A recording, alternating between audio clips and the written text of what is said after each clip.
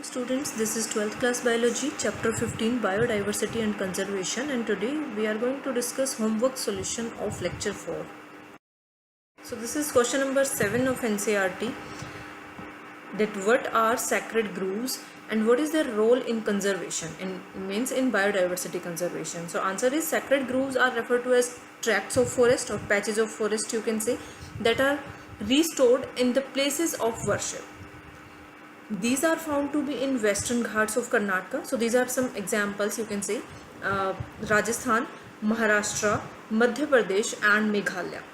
These groves help in safeguarding threatened, rare and endemic species of animals and plants present in a region, because the act of deforestation is strictly banned in these regions.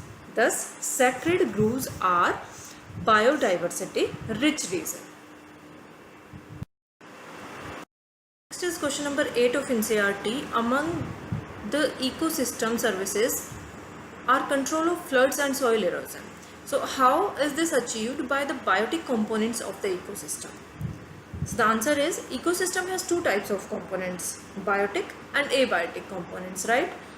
While the abiotic components are air, light, water, temperature, soil, etc., biotic components are constituted by animals, plants and humans, right? The role of plants is crucial in controlling soil erosion and floods. Plant roots secure and bind the soil particles together, thus inhibiting the top layer of soil to get eroded by running water or wind. And that is how plants help in controlling the floods and soil erosion. The plant roots cause the soil to be porous, enabling groundwater infiltration and averting floods, right? If the water will be able to infiltrate inside the deeper layers of earth, then there will be avoiding of flood. This is how plants are able to prevent erosion of soil and other natural calamities such as droughts, because water table will increase. If water will seep into the deeper layers, then water table will increase, so it will help in avoiding droughts also. Okay, so the plants are helping in avoiding droughts and floods. Also, they are critical in enhancing biodiversity and increasing the fertility of soil. Next is question number 10 of NCERT, that can you think of a situation where we deliberately want to make a species extinct?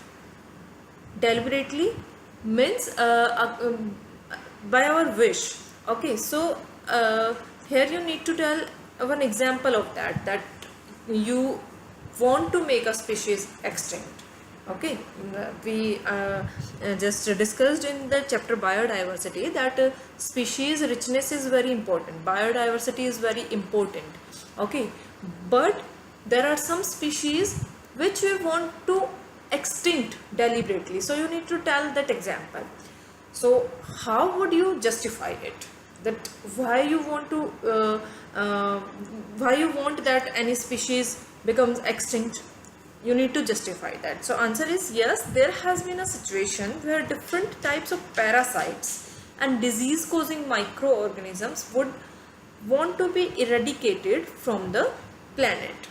Okay, because those parasite and disease causing organisms are more harmful than their importance on the earth. Okay, their importance for the ecosystem, those are more harmful for the human being. That's why we need to eradicate those. We need to extinct one species of those parasites, right?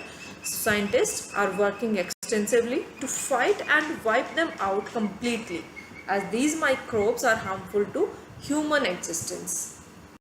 For example, we have been successful in eliminating smallpox from the earth through the successful use of vaccination, which shows how humans deliberately want to make these species extinct.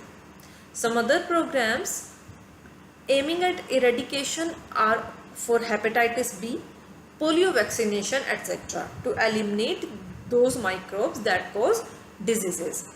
So here these are the examples where we or a human deliberately want to eliminate any species from earth. Your homework for today is to do the assignment that has been uploaded on AdQuark.